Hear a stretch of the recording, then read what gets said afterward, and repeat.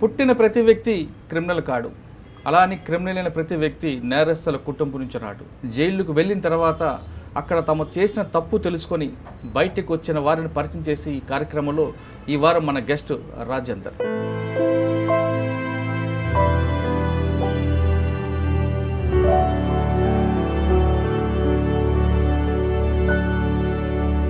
హాయిగా ఆటో నడుపుకుంటూ ప్రేమించి పెళ్లి చేసుకున్న రాజేందర్, ఒక పాపతో చక్కని కుటుంబం నడుపుకోవాల్సిన రాజేందర్ జీవితం సడన్గా జైలు జీవితం ఎందుకు మారింది? గత 8.5 సంవత్సరాల కిందట సురావు రజని అనే అమ్మాయిని లవ్ మ్యారేజ్ చేసుకుని చక్కగా ఉండే సార్, ఫ్యామిలీ హ్యాపీగా ఉండేవాళ్ళం.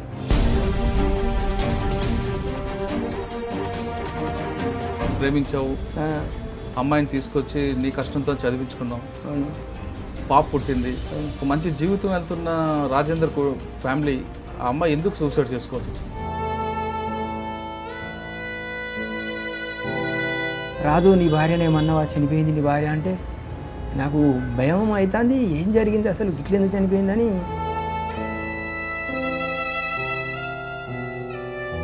ప్రేమించి పెళ్లి చేసుకున్న భార్య చిన్న గొడవకి ఆమె ఆత్మహత్య చేసుకుందని చెప్తున్నాను. ఆమె చూడగానే ఏమనిపించింది? ఆ డెడ్ బాడీ చూడగానే చూడగా నాకు ఏం అర్థమైతే లేదు, అసలు ఏం అర్థమైతే లేదు. పోలీసు వాళ్ళు నన్ను లోపల రమ్మన్నారు.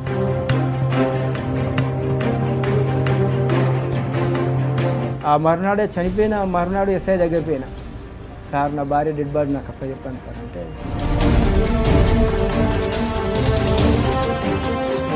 అసలు ఎంత హ్యాపీగా ఉన్నా.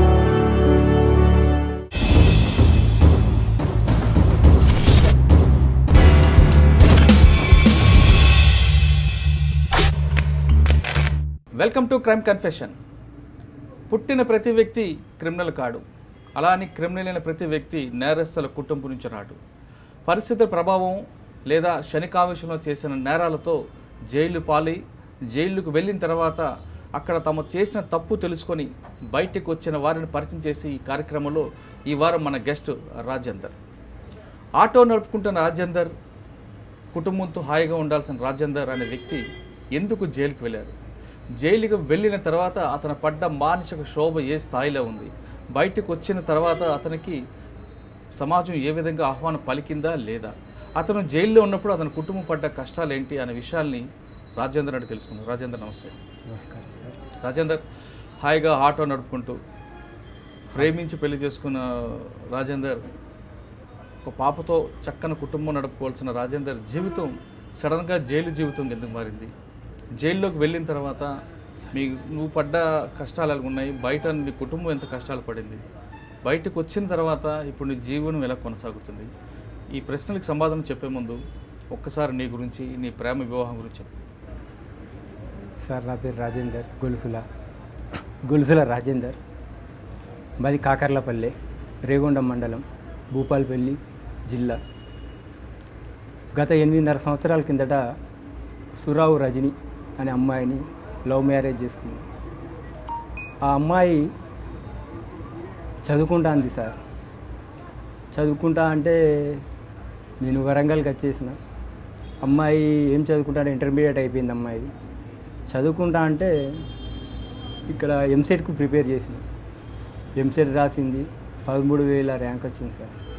అగ్రికల్చర్ వచ్చేది, ఏదో పొరపాట్ల మిస్ అయిపోయింది. నెక్స్ట్ వచ్చేసి అమ్మాయిది ఫార్మసీ సీటు కన్ఫామ్ అయిపోయింది. ఇక్కడే వరంగల్లో చాలా పద్మావతి కాలేజీలో వచ్చేసింది. కానీ నేను కష్టపడ్డప్పుడు అమ్మాయి నేను ఏం డబ్బులు తీసుకురాలేదు, ఇద్దరమే వచ్చేసాం. కానీ అమ్మాయిని చదివేయాలని కాన్సెప్ట్ నాకుంది, ఆమెకు చదవాలనే కసి ఆమెకుంది. కానీ డబ్బులు లేవు నా దగ్గర. అప్పుడు ఆ అమ్మాయి చదువుకుంటా అంటుంది. ఎలా ఇక నాకు ఒకటే, వేరే ఎక్కడ జీతం ఉన్నా 4,000 5,000 ఇస్తా అంటారు. మీ ఇద్దరు పరిచయం ఎలాగా? పరిచయం అంటే ఇంటి పక్కబంట అమ్మాయే, చూసేవాడిని రోజు. అమ్మాయి అడిగింది నన్ను, రాజు నన్ను పెళ్లి చేసుకుంటావా అని. కానీ అమ్మాయి అప్పుడు మైనర్, పెళ్లి చేసుకోకూడదని చేసుకోలేదు. మేజర్ అయినాక అదే అమ్మాయిని పోలీస్ స్టేషన్లో పెళ్లి చేసుకున్నాం. తల్లిదండ్రులకి అందరూ దూరం అయిపోయారు. మేము వచ్చి ఇక్కడ బతకాలని వరంగల్లో బ్రతుకుతున్నాం. అమ్మాయి చదువుకుంటా అంటే కాలేజీకి రోజు వెళ్ళేది. నేనే ఇప్పుడు అంటర్ రోడ్లో బైపాస్లో అమ్మాయి చదువుకునేది. ఆ రూట్కు బస్సులు ఉండేవి సార్. అసలే బస్సులు లేకపోతే రోజు పోయి రావడం ఇబ్బంది అయ్యేది అమ్మాయికి. ఈ ఆటో నాకు ఉండేది. ఆ ఆటోనే నేను స్టార్ట్ చేసి రోజు వాడికి పోయి రావాలంటే నాకు కూడా ఇబ్బంది ఉండేది. అమ్మాయి చదువుకుంటా అంటే డబ్బులు నా దగ్గర లేకుండా ఉండే. నేను అప్పుడు ఏం చేయాలి అని అర్థం కాక ఈ అమ్మాయి వాళ్ళ ఫ్రెండ్స్ వాళ్ళందరూ కాలేజీకి వెళ్తారు, రజని నేను ఆటో నడుపుతా అని ఆ అమ్మాయికి చెప్పిన. ఎట్లా నాకు అప్పుడే యాక్సిడెంట్ అయింది, కాలుకు దెబ్బ తాకింది. దెబ్బ తాకగానే వద్దు రాజు నేను చదువుకోనంటే నువ్వు చదువుకోవాలని నేను అన్నా. ఈ అమ్మాయికి డబ్బులు స్టార్టింగ్లో 40,000 కట్టాలి సార్. నా దగ్గర డబ్బులు లేకపోతే ఒకరోజు కాలేజీకి వెళ్ళింది. నా ఏరియాలో నా భార్య వచ్చే ఏరియాలో ఒక 6 అమ్మాయిలు ఉండేది. రాజు గిడ 6 అమ్మాయిలు ఉన్నారు, రోజు మమ్మల్ని కాలేజీ తీసుకురా, ఆ డబ్బులు ఏదో వాళ్ళే ఇస్తారని అన్నారు. అంటే వాళ్ళకు నెలకు 8,000, సంవత్సరానికి 8,000 బస్ ఫీజు. ఆ 8,000 నాకు ఇస్తే నేను అమ్మాయి ఫీజు కాలేజీలో కట్టేసుకున్నా. చక్కగా ఉండే సార్, ఫ్యామిలీ హ్యాపీగా ఉండేవాళ్ళం. ఈ అమ్మాయిని పొద్దుగాల మార్నింగ్ 6 గంటలకు రెడీ చేసుకొని కాలేజీ తీసుకెళ్ళి వచ్చేవాడిని. డైలీ అదే నాకు ఉండేది. కానీ సడన్గా ఈ అమ్మాయి సూసైడ్ చేసుకుని చనిపోయింది సార్. సూసైడ్ ముందు పాప పిల్లలు ఉన్నారు. పాప రీసెంట్లీగా నా కేసు అయి ఇప్పుడు 1.5 year అవుతుంది. పాప పుట్టాక సూసైడ్ పుట్టినాక అమ్మాయిది ఫార్మసీ అయిపోయింది. మళ్ళీ గ్రూప్ 2 అది ఒక 6 నెలలు అట్లా చదువుకుంది. మళ్ళీ కంప్యూటర్ కోచింగ్ ఒక 3 నెలలు చదువుకుంది. ఇక తీరా టైంలో అమ్మాయి నా చేతికి వచ్చింది. బాగుండే లైఫ్లో చనిపోవట్లా. నాకు ఇక ఏం అర్థం కాలే ఇట్లెందుకు జరిగింది అని. అంటే దానికి కారణాలు ఇక వేరే ఉన్నాయి సార్, వాళ్ళే అన్నీ. అంటే సూసైడ్ ఎందుకు చేసుకుంది? ఇద్దరు చెప్తున్నావు హాయిగా ప్రేమించావు, అమ్మాయిని తీసుకొచ్చి నీ కష్టంతో చదివించుకున్నావు, అవును, పాప పుట్టింది, ఒక మంచి జీవితం వెళ్తున్న రాజేందర్ ఫ్యామిలీ ఆ అమ్మాయి ఎందుకు సూసైడ్ చేసుకోవాల్సి వచ్చింది? వాళ్ళు నా దగ్గరికి రాలేదు సార్. పెళ్ళైన కంచెల్లి నా భార్య డెలివరీ అయినప్పుడు కూడా రాలేదు నా దగ్గరికి. మా భార్యకు డెలివరీ నేనే చేసుకున్నా సార్. ఆ పాపకు 10 రోజుల పాపకు నేనే స్నానం చేయించుకొని, నా భార్యకు నేనే స్నానం చేయించుకునేవాడిని. సడన్గా నా బిడ్డ బర్త్డేకు మా అత్తగారు వచ్చి అప్పుడు స్టార్ట్ అయింది సార్ నాది. అంటే సూసైడ్ ముందు రోజు ఏం జరిగింది మీ ఇద్దరు? ముందు రోజు ఏమైందనంటే అమ్మాయి హైదరాబాద్కి వెళ్తా అంది. హైదరాబాద్కి వద్దు రజని, ఇప్పుడు పోయే కాన్సెప్ట్ ఎక్కడిది హైదరాబాద్కు, వద్దు అని నేనన్నా. నేను వెళ్తా అన్నది. వద్దు అని అన్నలే. ఆ రోజు మా బాంబార్ది గారు మా ఇంటికి వచ్చిండు. ఏది నా భార్య వాళ్ళ చిన్న బాబు కొడుకు, వాడికి ఒక 1000 రూపాయలు ఇవ్వాలంటే వాడికి ఇచ్చేసినాక ఆ రోజు నేను మా మామగారి దగ్గరికి వెళ్ళాలి. ఎందుకంటే మాకు డబ్బులు రావాలి మా మామగారి దగ్గర నుంచి. నేను పోయి అడిగి నా భార్యను ఎందుకు ఇట్లా ఇబ్బందులు అయిపోతాను, మీరు ఇదేంది అని తెలుసుకోవడానికి నేను కాకర్లపల్లికి వెళ్దామని నేను రెడీ అయినా. ఆ రోజు నా బిడ్డ సండే రోజు, ఆ రోజు నా బిడ్డ నాన్న నేను కూడా వస్తానండి అన్నలే. మా బాంబారిది ఏమన్నాడు, బాగా తీసుకొని పోదాంపా అని మా బాంబారిది అన్నాడు. ఇక అంతకుముందు ఒక చిన్న గొడవ ఏంది అన్నట్టు, వద్దు ఏందమ్మా ఈ లేనిపోని టెన్షన్లు నీకెందుకు, వద్దంట అంటే మీ అన్న పెళ్ళి చేయమన్నావు, మీ చెల్లె పెళ్ళి చేయమన్నావు, 2 పెళ్ళిళ్ళు చేసిన, ఇప్పుడు లేనిపోని రిస్క్లో పడుతుంది, వద్దు అని చెప్తే వినకుండా వాళ్ళకి డబ్బులు పెట్టిద్దివి, నీ హెల్త్ ఏంది, ఊరికే గుండె నొప్పి వస్తుంది అని అంటివి. ఇవన్నీ తీసుకుపోవడం చిన్న డిస్కషన్ జరిగింది సార్. అమ్మాయి చాలా సెన్సిటివ్. నేను ఇక్కడి నుంచి వెళ్ళి మా బాంబారి నేను మా బిడ్డ ముగ్గురం వెళ్ళిపోయినాక ఇక మా మావ దగ్గరికి వెళ్ళిపోయినా. లేనిపోని దాని ఫైనాన్షియల్ ఎందుకు ఇరికిచ్చిళ్ళు, అది టెన్షన్ పడుతుంది. ఒక్కరోజు కూడా ఏంది అని అడగకపోతుంది, అది భయపడుతుంది అని వాళ్ళకి చెప్తానా. నా వెంబడి వచ్చిన మా బాంబారిది బాబా అక్కకు ఒకసారి ఫోన్ చేయమన్నాడు. చేయరా నంబర్ కానీ ఫోన్ ఇచ్చేసిన. వాడు ఫోన్ చేసాడు, లేపుతలేదు బాబా అన్నాడు. ఎందుకు లేపుతలేదురా అంటే పడుకోవచ్చు తీరా అని. నేను మా భార్యను నేను చనిపోతా అనే ఆలోచన లేదు, పడుకోవచ్చు తీరా ఇప్పుడు లేపకదాన్ని, మళ్ళీ నా బిడ్డ ఉంది కదా టెన్షన్ పడుతుంది, కొంచెం ఆయనకు చేయరా అంటే అసలే ఫోన్ లేపకపోయే వరకు నాకు ఇక 6 అవుతుంది సాయంత్రం. ఆ పక్కపొంటి వాళ్ళు నాకు చాలా దగ్గర ఉండే. అక్క మా ఇంటిపై మా రజనికి ఒకసారి ఫోన్ ఇవ్వమని నేను అన్నా. వాళ్ళ ఇంటికి వెళ్ళిపోయే వరకు కథం వాళ్ళు ఏడ్చాలి. ఏం జరిగిందంటే వాళ్ళు ఏడ్చుడితోటే మళ్ళీ తర్వాత నాకు కాల్ బ్యాక్ వస్తాను. ఇక రాదు నీ భార్యను ఏమన్నావా, చనిపోయింది నీ భార్య అంటే నాకు భయం అవుతుంది. ఏం జరిగింది అసలు, గిట్లెందుకు చనిపోయిందని అనుకుంటున్నాను. నా వెంబడి మా బాంబార్ది, ఇంకొక బాంబార్ది, మా సడ్డకుడు, ముగ్గురం ఆటోలో. మా బాంబార్ది ఆటో నడుపుతాను. నాకు వెనక ఇక నాకు మైండ్ ఖరాబ్ అవుతుంది, ఏం అర్థమవుతలేదు నాకు, ఇట్లా ఎందుకు చేసింది అడిగా. నేను అలాగే వెళ్ళిపోతానా, ఇంటికి వెళ్ళిపోయే వరకు ఆమె చూడగానే నాకు ఇక అసలు ఏమో అది అవుతలేదు. ప్రేమించి పెళ్లి చేసుకున్న భార్య చిన్న గొడవకి ఆమె ఆత్మహత్య చేసుకుందని చెప్తున్నాను. ఆమె చూడగానే ఏమనిపించింది? ఆ డెడ్ బాడీ చూడగానే నాకు ఏం అర్థమవుతలేదు, అసలు ఏం అర్థమవుతలేదు. పోలీసు వాళ్ళు నన్ను లోపల రమ్మన్నారు. అరే చూడురా ఒకసారి అని అంటే మేడంతా నల్లగా ఉంది, ఇట్లా చెయ్యి పెట్టి ఇట్లా అందామనుకునే వరకు ఆ ఎస్ఐ ఏంద్రా టచ్ చేస్తాను చంపిపోయావా అన్నాడు.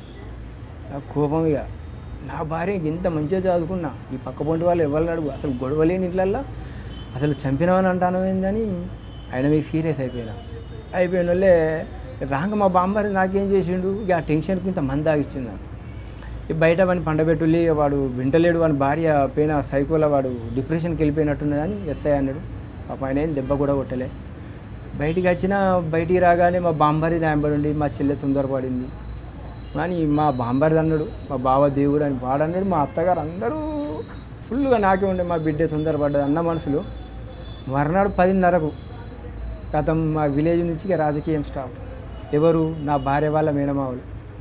వాళ్ళ అచ్చుడు నువ్వు వాడి మీద కేసు పెట్టావా అని వాళ్ళను అన్నాడు. ఇక వాళ్ళు నా మీద స్టేషన్ పోయి డిమాండ్ చేసారు సార్ నన్ను.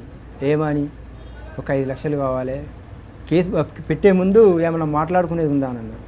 దేనికి అని అంటే కన్నందుకు తల్లిదండ్రులకు 5 లక్షలు ఏమని అడిగింది సార్. కన్నందుకు ఎందుకు ఇస్తాను నేను? నా బిడ్డ ఉంది, నాకు ఎంత భూమి ఉందో నా బిడ్డ పేరు మీద రాసుకుంటా, కానీ తల్లిదండ్రులకు నేను ఎందుకు ఇస్తా? నేనన్నా. అయితే వీళ్ళు కేసు పెడతారట.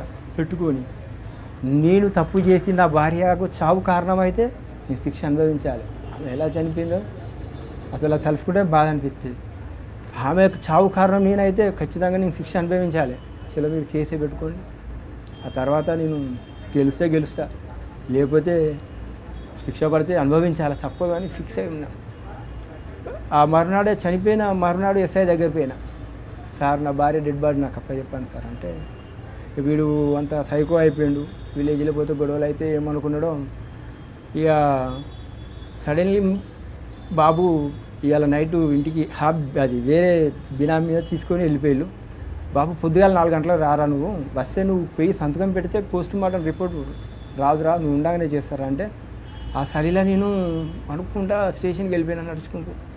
సార్ లేవో ముందుకు పోయి స్టేషన్లో కూర్చోగానే వచ్చినవరా బాబు అంటే వచ్చిన. 9 అవుతుంది, టిఫిన్ చేయమంటే నాకు టిఫిన్ ఏడ తింటాను. నా భార్య అసలు ఇంతవరకు చూడలే, ఒక నైట్ చూసిన మళ్ళీ చూడలే నేను.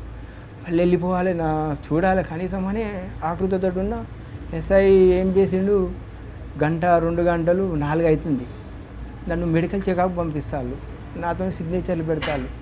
అరే ఏమీ నన్ను ఇట్లా ఎందుకు, పోస్ట్ మార్టం టైం అయిపోయింది, డాక్టర్లు వచ్చే టైం అయిపోయింది, వెళ్ళిపోతారు కదా అని నేను అనుకున్నా. తీరా టైంకు కోర్టుకు తీసుకెళ్ళు సబ్మిట్ చేసిళ్ళు, నన్ను తీసుకొచ్చి జైలు వేసిండు. ఏ సెక్షన్ పెట్టారు? నా మీద 498A, 327, 306 red with 34 IPC DP act ఈ సెక్షన్లు పెట్టిళ్ళు. అందులో అమ్మా నాన్నను కూడా చేసిళ్ళు వాళ్ళు. నేను జైలుకు రాగానే నా భార్యను ఒక్కరోజు కూడా నేను వదిలిపెట్టలేను. 8.5 సంవత్సరాల పేరు మీద నా బిడ్డ నేను అసలు ఎంత హ్యాపీగా ఉన్న ఫ్యామిలీలో. ఆ జైల్లో నాకు మైండ్ ఏం పనిచేస్తలేదు. అయ్యా నా భార్య పదే నేను ఎటన్నా కిరాయి వెళ్ళిపోయినా ఉండేవాడిని కాదు. నా భార్య బిడ్డ ఉన్నది కదా అని ఇంటికి వచ్చేవాడిని. అలాంటిది 2 మాయమయ్యే వరకు నాకు ఇటు బిడ్డ లేదు, భార్య లేదు. నరక యాతన నాకున్న 63 రోజులే ఉన్న జైల్లో. మొదటి రోజు జైల్లోకి వచ్చిన తర్వాత ఒకవైపు ప్రేమించిన భార్య చనిపోయింది, ఆమె దహనం కూడా చేయలేని పరిస్థితులు ఉన్నాయి. 1.5 సంవత్సరం పాప ఉంది, ఆమెను కూడా చూసుకోలేకపోయావు. ఆ పాప ఎక్కడుంది, భార్య ఎక్కడుంది అన్న రాత్రి కల్లోకి వచ్చినప్పుడు అనిపించింది. అయితే ఆ పాపని తీసుకెళ్ళాను కదా కాకర్లపల్లి, మా సొంతూరుకి వెళ్ళిపోయి మా మాతో మాట్లాడుతా అంటే ఈమె చనిపోయింది అనగానే ఆ పాప నాన్నే వదిలేసి వచ్చా. మేము ఇటే ఉన్నాం, అమ్మ నాన్న అందరు మా ఫ్యామిలీ అంతా ఇటే ఉన్నాం. డైరెక్ట్ నీ స్టేషన్ కోడ్తోటే తీసుకొచ్చి జైలు వేసిళ్ళు. పాప వాళ్ళ దగ్గర ఉండిపోయినలే. మా పాప ఏం చేస్తుంది, అసలు నన్ను వదిలిపెట్టి ఉండేది, అది ఒంటరిగా ఎట్లుంటుంది, అమ్మ లేదు, అది ఎంత ఏడుస్తుందో అని ఇదే బాధ నాకు.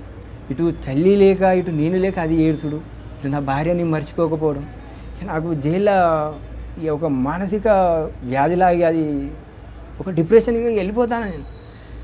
ఏంది అసలు నాకు ఇట్లెందుకు జరిగింది, ఆ భార్యకి ఇట్లెందుకు చేసింది, చేతికి అందించిన భార్య గిట్లా ఇవే నా బిడ్డలన్నా ఆలోచించలేదా? అసలు నేను ఏమన్నా అమ్మాయిని కష్టపెట్టాను. మంచిగా చదువుకున్నది, ఒక మంచిగా ఫార్మసీ అయిపోయింది, అన్నీ మంచిగా దాని సర్టిఫికెట్లు అన్నీ చేతికి వచ్చినాయి, మంచిగా మెడికల్ షాప్ పెట్టాలని ఒక కాన్సెప్ట్ మంచిగా ఉన్నాం. ఇట్లెందుకు చేసుకున్నది అనేది ఇదో ఆలోచనగా. ఇక వీళ్ళు అప్పుడప్పుడు మా తమ్ముడు ములాఖాత్ వచ్చినప్పుడు ఏమైందిరా ఏం జరుగుతుందిరా బయట అంటే, మా అత్తగారు ఇంటి పక్క పోంటే కదా రోకల బండలతో కొట్టి చంపి ఏదో కుర్చీ మీద నిలబెట్టి గొంతు నలిమి కుర్చీ మీద నిలబెట్టి కుర్చీని తన్ని వచ్చిందని విలేజ్లో వాళ్ళు చెప్తారు. పెట్టిన కేసులో 306, ఆ కొట్టి చంపితే నా మీద 302 అది కావాలి. సరేలే అని ఇవన్నీ వింటాంటే నాకు ఇంకా ఇవేం చెప్పకూడరా నేను బయటకు వచ్చినాక తర్వాత అని ఇదే ఉన్నా. నా బిడ్డను ముళ్ళకాతుకు తీసుకురాకండి రాక దాన్ని చూస్తే నేను బ్రతకలేను రాక, నా వల్ల కాదు. అసలు జైల్లో నేనున్న 50 రోజులు డే అండ్ నైట్ నిద్రపోతలేను, ఈ ఆలోచనతో అదైపోతుంది. ఇక ఓ రోజు మా తమ్ముడు మా అమ్మ వచ్చిన రోజు నా బిడ్డను తీసుకొచ్చిళ్ళు. ఇక నా బిడ్డను తీసుకురాగానే నేను ఇక ఉండలేక వెళ్ళిపోయినా. దాన్ని చూస్తే అప్పుడే 50 రోజులకి ఇక నిద్రపోవాలి అన్నీ మైండ్లో సెట్ చేసుకున్నా. చూడగానే మళ్ళీ 13 రోజులు కూడా నిద్రపోలేదు. బయటికి వచ్చిన మా అమ్మ వాళ్ళు విలేజ్లో ములాఖాత్లో పాప మిమ్మల్ని చూసినప్పుడు ఏమన్నా?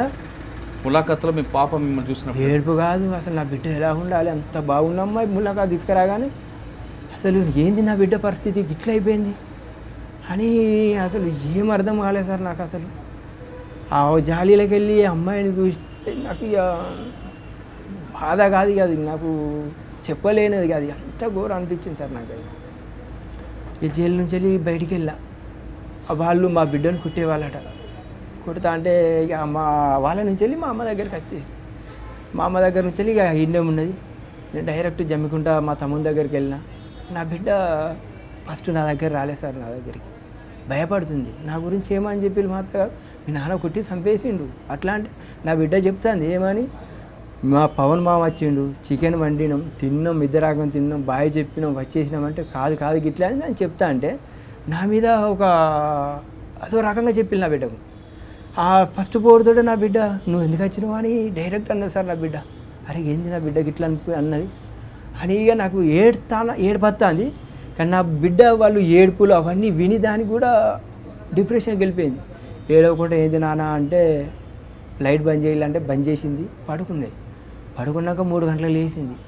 నేను పడుకున్నప్పుడు ఎప్పుడు నా బిడ్డ షాత్ మీదకి వచ్చి ఇలా అని ఆడుకునేది. ఫస్ట్ దగ్గర అంది నాన్న నాన్న అనుకుంటూ వచ్చి పడుకొని ఇట్లా ఆడుతాను. ఏడుపు వస్తాను సార్ నా బిడ్డ ఇట్లా అన్నదంటే నాన్న నాన్న చలి పెడుతుంది మంట పెట్టవా అని అంటే సరే పా బిడ్డ అని 3 గంటలు లేచిన మంట పెట్టిన కూర్చోబెట్టి చలి కాగుతున్నా. నాన్న నాన్న అమ్మో నువ్వు అక్కడ బొంద పెట్టిల్లు తీసుకొద్దాంపా నాన్న అంట. నాన్న ఇప్పుడు రాదు నాన్న అని అంటే వింటలేదు అసలే. పోదాంపా అమ్మ నాడ బొంద పెట్టిల్లు తీసుకొని వద్దాంపా అని అంటాను. అరే ఇప్పుడు ఏం చెప్పాలా నా బిడ్డకు ఏం అర్థమైతే లేదు. సరే అమ్మ కాలేజీ పోయి కొంచెం వెనక మళ్ళీ 1 గంట తర్వాత నాన్న అమ్మకు ఫోన్ చేయి కాలేజీ పోయి తీసుకొద్దాంపా, అమ్మకు ఫోన్ చేసి మాట్లాడు నాన్న అంటే ఏడుంది అమ్మ లేదు లేదు నాన్న ఎటో వెళ్ళిపోయింది కాలేజీకి వెళ్ళిపోయింది అని 1 రోజు అబద్ధం ఆడిన, 2 రోజులు అబద్ధం ఆడిన. అసలు ఇక ఏం లేదు, ఇక తనకు ఏం చెప్పాలని అర్థమైతే లేదు. ఈ అమ్మాయిని తీసుకొస్తే నాన్న ఇక్కడనే కదా కాలేజ్ అమ్మది, ఇక్కడే కదా నాకు అక్షరాభ్యాసం చేసేది, మన ఇంటికి పోంపా నాన్న ఈడవద్దు నాన్న అంటే ఎక్కడ తీసుకెళ్ళాలి, నా ఇంటికి వెళ్ళాలంటే ఆ ఇల్లుని చూస్తే నాకు భయం అవుతుంది. నా భార్య ఓకే ఇక గుర్తుకొస్తుంది. ఏమి అర్థం కాక ఇక కొంచెం కొంచెం ఒక 70-80 రోజులల్లో కొంచెం మార్పు అనేది వస్తుంది. కానీ నా బిడ్డ చెప్పట్లేదు. ఇక అదే నాకు చెప్తాను నాన్న మనకు అమ్మ మోసం చేసింది కదా, పిచ్చిది గిట్ల ఎందుకు చేసింది నాన్న, ఏమన్నాం నాన్న ఆ రోజు మనం అన్నం తిన్నాం వెళ్ళిపోయినాం అని ఇదే అంటుంది. అందువల్లే ఇక ఏం చెప్పాలి నా బిడ్డ కాదు నాకే ధైర్యం చెప్తాను. ఇంకా ఇక నేను కుమిలి చచ్చిపోతాను. దాన్ని చూస్తా అంటే మంచిగా ఉండే అమ్మాయి అసలు ఇట్లా అది ఎందుకు అయిపోయిందనే ఇదో బాధ. ఇక నా మీద అప్పుడు బెయిల్ మీద రాగానే కండిషన్ బెయిల్ ఉండే, కండిషన్ బెయిల్ మీద జమ్మిగుంట నుంచి వెళ్ళి గీసుకుంటకి వెళ్ళాలి సార్. నేను నా బిడ్డగా నేను వెళ్ళిపోయినా ఇక నా దగ్గరకు వచ్చేసింది కదా, ఇక నన్ను వదిలిపెడతలేదు నా బిడ్డ. నేను కూడా వస్తాపా అని ఎస్ఐ దగ్గరికి వెళ్ళిపోయినా ఏవాళ్ళరా అంటే నా బిడ్డ సార్ అని అంటే ఓకే రా అనేది. ఇక నేను నా బయటికి వచ్చినాక నేను బ్రతక అనే ఒక కాన్సెప్ట్ ఉండే. ఇంత చేతికి వచ్చిన అమ్మాయి, ఇంత ఇష్టపడే అమ్మాయి నా బతకద్దని చచ్చిపోవాలనుకున్నా సార్. ఇక నేను ఏంది ఎస్ఐ జైలు వేసిండు, ఎస్ఐ దగ్గర పోయి అడగాలని అనుకున్నా. ఎస్ఐ సిఐ దగ్గర తీసుకెళ్ళి, సార్ వీంది ఒక స్టోరీ డిఫరెంట్గా ఉంది సార్, ఇది ఒక షార్ట్ టెంపర్ లాగా ఉన్నాడు, కానీ వాడి భార్య ఇట్లా చేసిందని చెప్తే ఏం చేస్తావు మరి నీ ఇష్టం ఎలా ఉంది అని ఆయన అన్నాడు. అన్నలేక వీళ్ళు ఏం చెప్పేది నాకు ఏం వినబడతలేదు. ఎవరు ఏం చెప్పినా నా ఆలోచనకి నా భార్య మీదకి వెళ్ళిపోతాను. ఇక నువ్వు మాట్లాడేది ఇట్లా వింటా చూస్తానా, నా ఆలోచన అంతా నా భార్య మీద నా బిడ్డ మీద. ఆ ఎస్ఐ ఉండి అరే బాబు నీకు ఏం కాదురా, నువ్వు భయపడకురా. ఇక ఆయనకు అర్థమైంది వీడు బ్రతకలేడు, వీడు చనిపోతాడు అనేది ఆ ఎస్ఐ అర్థం చేసుకున్నాడు. ఆయన ఏమంటున్నాడంటే నీకేం కాదురా, వాళ్ళు తొందరపడి నీ మీద కేసు పెట్టిల్లు కదా, నీకు నేనున్నా, నీ బిడ్డకు నేనున్నా, ఏదంటే అది అని ఆయన అంటాడు. అయితే ఎస్ఐ నా ఊరోళ్ళు అందరూ నేనే చంపిన అని అంటారు, ఈ ఎస్ఐ ఏం కాదని ఈయన అంటాడు అని నేను ఇదే ఆలోచనలు ఉన్నా. తీరా టైంకు ఒక ట్రక్కు నడిపేశారు. ఇక ఆటో పక్క పెట్టేసిన ట్రక్కు నడుపుతానా, చేతుల్లో పైసలు ఏమి లేవు. నా బిడ్డ ఏదంటే అది తీసుకొచ్చేటోని, నాన్న ఒక 10 రూపాయలు అంటే నా దగ్గర 10 రూపాయలు కూడా లేవు సార్. ఇంకా ఏడుపు వస్తుంది, ఇంకా 10 రూపాయలు ఏదన్నా పని చేయాలి ఇక, లేకపోతే తప్పదు అని ఆ ట్రక్ మీద పోయేవాడిని వచ్చేవాడిని. 100-200 వస్తే నా బిడ్డకు నేను అంతే. ఇక అప్పటి వరకే ఇక తీరా టైంకు నేను ఎలా చనిపోవాలి, ఎట్లా చనిపోవాలని ఇదే ఆలోచనలోనే ఉన్నాయి. ఇక అటు బండి నడుపుకుంటూ డబ్బులు వస్తానే ఎట్లా చనిపోవాలి ఏంది, సూసైడ్ ఊరేసుకుంటే అంటే నా భార్య ఊరేసుకుంటే నేను వేసుకోకూడదు. ట్రైన్ కింద పడాలనుకుంటా, ట్రైన్ కింద పడితే నా బాడీ ముక్కలు కానీ. దానికి ఇక నేను నాలెడ్జ్ బాగుంటుంది, వెబ్సైట్లన్నీ ఇక సెర్చ్ చేసిన పెయిన్లెస్ సూసైడ్ చేసుకోవాలి, ఇక చచ్చిపోవాలి ఇక నేను. కానీ ఆ టైంలో మీ పాప గుర్తు రాలేదు నాకు అస్సలేదు. ఇక నా పాప మొత్తం పాప మీద ఫోకస్ చేయాలి, ఇక మొత్తం నా భార్య మీదనే ఫోకస్. ఇక నేను పెయిన్లెస్ సూసైడ్ చేసుకోవాలి ఎలా అనేది ఇక దానికి ఇక ప్లాన్ చేసుకొని చనిపోదాం అనుకునే మూమెంట్లో ఎస్ఐ ఒకసారి ఫోన్ చేసి బాబు ఎక్కడున్నావు రారా అన్నాడు. వెళ్ళిపోయాక మళ్ళీ ఇదే చెప్తాడు, అరే ఏం కాదురా నీకు, నీ బిడ్డ నేనున్నా, నీ బిడ్డ ఏం చెప్తాను అంటే నా బిడ్డను తీసుకుపోయి స్కూల్లో జాయిన్ చేసిన, కానీ ఇక ఏం అర్థమైతే లేదు. నీ బిడ్డకు స్కూల్ ఫీజు ఎంతరా అన్నాడు. 12,000 అట సార్. 12,000 అని అంటే డబ్బులు లేరని అక్కడ నాకెరక్కనే డబ్బులు జాయిన్ చేయనే చేసిన. ఇంటికాడ అమ్మాయి తిరుగుతుంది, ఆ ఎండకు అటు ఇటు తిరుగుతాడే నాకు బాధ అనిపించి స్కూల్లో వేసిన. డబ్బులు నేను పే చేస్తారని బిడ్డకు అని అన్నాడు. అవి ఎస్ఐ ఏంది, నా బిడ్డకు బిల్లు డబ్బులు కడతా అని కూడా ఏంది అనేది నాకు ఇదే అర్థమవుతలేదు.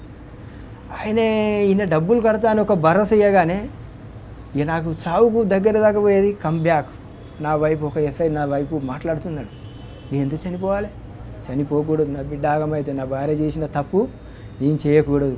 నా మీద నా ఊరోళ్ళకు ఏమంటారు, వాడు చంపి ఊరేసి చంపి వచ్చిండు అని మా అత్తగారు అంటారు. నా మీద 306 బుక్ అయింది, 498.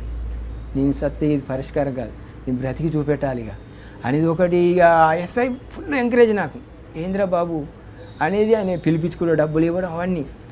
అప్పుడు నేను నా కేసు ఏంది అనేది మొత్తం స్టడీ చేసిన, 498 ఏంది, 306 ఏంది, ఇవన్నీ ఇక స్టడీ చేసుకున్నా. ఇక పడితే నేను తప్పు చేస్తే శిక్ష పడితే తప్పదు, ఇక నా బిడ్డ కోసం అయినా నేను బతకాలి అనేది అనుకొని ఈ జైల్లో ఆర్ శ్రీనివాస్ సార్ అని జైలర్ ఉండే, సూపరింటెండెంట్ సార్ ఉండే, పోయి బతికిలాడుకున్నా. సార్ వేరే డ్రైవింగ్కి పోతే తాగుడు అలవాటు అయిపోయింది, తాగితే నేను చనిపోతే ఇక నాకు అన్నం ఉండదు, ఇక నా బిడ్డ ఆగమవుతుంది. సార్ నాకు జాబ్ కావాలని ఆర్ శ్రీనివాస్ సార్ బతికిలాడిన. నీకు జాబ్ ఎక్కడ వెళ్ళిపోరా అని అన్నాడు. ఆయన వెంబడే పడేది, 5 రోజులు రమ్మంటే రేపు వచ్చి ఆ గేట్ కాడ కూర్చొని నమస్తే పెట్టేది. సార్ దండం పెడతాను సార్, నాకు జాబ్ మెయిన్ ఇంపార్టెంట్, నాకు అది లేకపోతే నేను ఇప్పుడు బతకలేను. నేను ఏ డ్రైవింగ్ చేసినా ఆలోచన వస్తుంది, ఇదే నా భార్య గుర్తుకొస్తా, నా బిడ్డ వస్తుంది. పొరపాటున మిస్ అయితే యాక్సిడెంట్ అయితే అట్లా అయిపోతుంది, ఇది పర్ఫెక్ట్ పంపుగా అనుకొని బతికిలాడుకుంటే, బాబు మరి నీ మీద ఏమైనా దొంగతన కేసులు అని అడిగింది. అలాంటివి ఏం లేవు సార్, కానీ నీ మీద ఎంక్వైరీ చేస్తారా బాబు అని అన్నాడు. చేసేది ఏమి, ఎస్ఐ నాకున్నాడు ఎంబడి, ఆయన ఎలా అంటాడో ఆయనే చెప్తాడు కదా అని ఇక్కడ సరే నేను అడుగుతా అని ఎస్ఐ దగ్గరికి వెళ్ళాం. మళ్ళీ ఎస్ఐ విఠల్ దగ్గరికి వెళ్ళి, సార్ ఇట్లా నా గురించి ఎంక్వైరీ వస్తారట, సెంట్రల్ జైల్లో నెలకు 12,000 ఇస్తారు సార్ అంటే, అరే నువ్వు ఇమ్మీడియట్లీ వెళ్ళిపోయి సూపరింటెండెంట్ తోటి, ఇది నా పర్సనల్ నంబరు, నువ్వు ఫోన్ చేపిరా, నీకు ఏ షూరిటీ అయినా నేను పడతానన్నాడు. అరే ఇక ఈయన ఇట్లా చెప్పాడు కదా అనుకున్నా, డైరెక్ట్ ఆర్ శ్రీనివాస్ సార్ కలిసితోటే బాబు రేపు రావాలన్నాడు. రేపు వచ్చినా జైన్ అయినా సార్, ఇదే పంపుల నేను నా భార్య నేను డీజిల్ పోసుకొని వెళ్ళిపోయేవాళ్ళం భద్రకాళి గుడికి వెళ్ళి. అంత హ్యాపీగా ఉండి ఈడు ఉంటా అంటే ఈ ఊడవడం ఇవన్నీ కాదు నా కాన్సెప్ట్. అసలు ఏంది అమ్మాయి మంచి చదువుకున్న అమ్మాయి నా లెవెల్ ఏ రేంజ్కి వెళ్తా అనుకున్నా, ఇదేంది అనుకున్నా కానీ ఇక తప్పదు. నా బిడ్డ కోసం ఏదైనా చేయక తప్పదు. ఒక రోజు 2 రోజులు వాళ్ళు చెప్పిన పని చేసిన, ఈ పంపులన్నీ నేర్చుకుంటూనే ఉన్నా. నేర్చుకుంటున్నా సార్ నాకు ఇక పంపులన్నీ ఆపరేటింగ్కి వస్తాయి, జాబు అది నేను పంపులు కొడతా అంటే, అరే చాలామంది డబ్బులు పొడగొట్టుకున్నారు, 2 రోజులు ఆగు అంటే ఆగిన.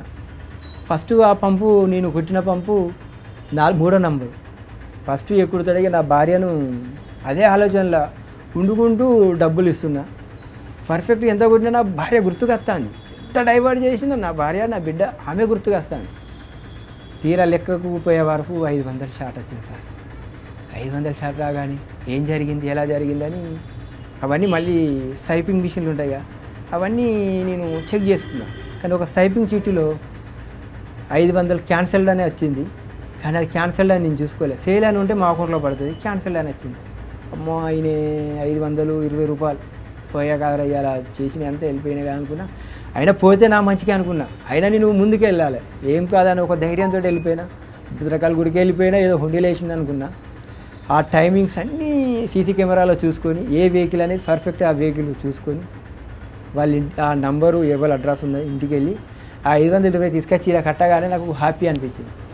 మర్నాడు 3వ నంబర్ పంపు కొట్టగానే మళ్ళీ 200 పోయినాయి సార్. ఇదే ఆలోచనగా అలా అయిపోయాక మళ్ళీ ఇంకో పంపు కొట్టగానే 80 రూపాయలు పోయినాయి. ఇక అప్పుడు నాకు ఇక నా భార్యను గుర్తు చేసుకోవద్దు, ఇక నా బిడ్డను గుర్తు చేసుకోవద్దు, పర్ఫెక్ట్గా డ్యూటీ చేయాలి. చేసినాకనే బయటికి వెళ్తే గుర్తుకు వస్తే అప్పుడు అని ఇక ఫుల్ పంపు మీద ఇక నా ఆలోచన అనేది నా భార్య మీదకి వెళ్ళి ఇక డైవర్ట్ చేసుకుంటూ ఇక నా బిడ్డ కోసం నేను కష్టపడాలి.